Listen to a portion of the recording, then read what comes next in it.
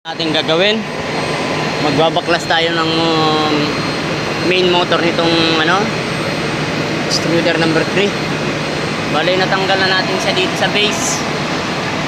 Ilagay na natin dito. Bali, bubuksan natin dahil maiingay yung takbo niya eh. Yan, tanggal na natin yung pan motor. Bubuksan natin ngayon yung gilid niya dito sa bandang likod dito.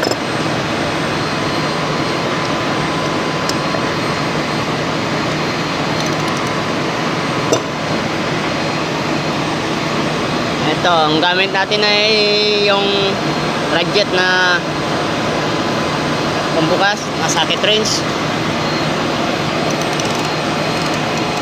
Socket range na number 13. Yung tornilyo niya na kalagay.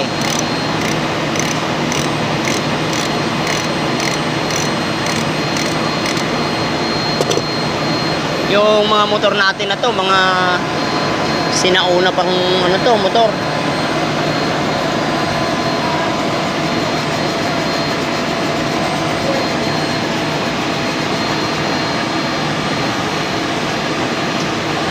Ayan, mga sinaunang motor pa to.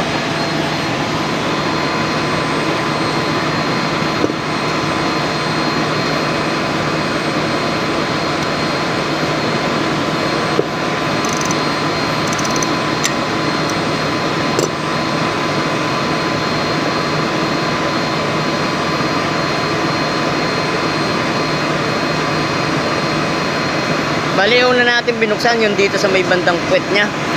Kasi nung pinaandar natin, dito yung bandang maingay. Kaya ito yung unang binuksan natin. Kasi yung sa kabila, yung yan, yung may pulley. Yung lagayan ng belt.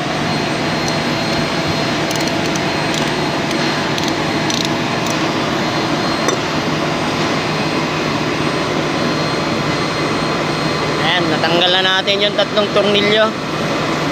Bali, papaluin lang natin ng konti para matanggal yung pinakatakip niya dito sa puwet.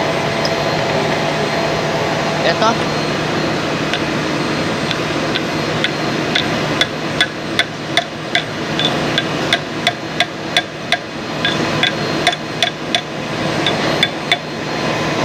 Ayan, medyo matigas. Gamitan natin itong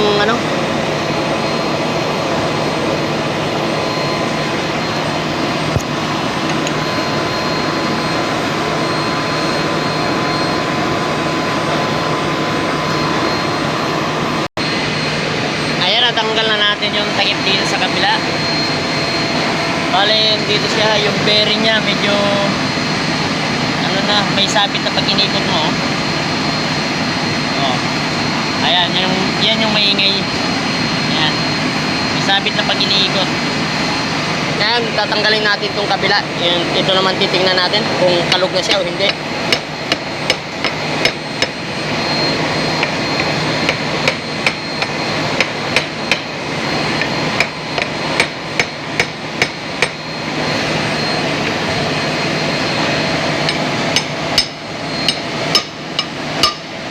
Ayan.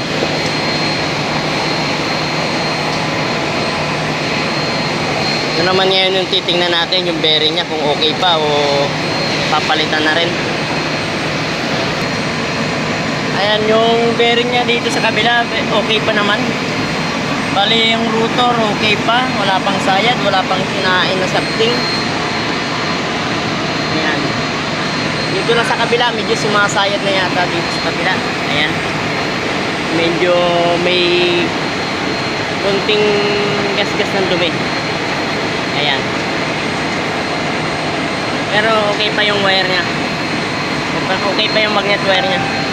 Bali, palit bearing lang to, umitigas kung minsan. Ito.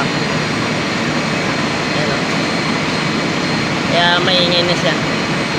Yan ang papalitan natin. Hanggang dito na lang mga lods. Ayan, update dito sa ginagawa nating makina na napakaingay nung motor pag pinaandar. Tapos yung inverter niya ay nag-OL. Bali, overload siya. Nahirapan siyang umikot. Andito na lang mga lods.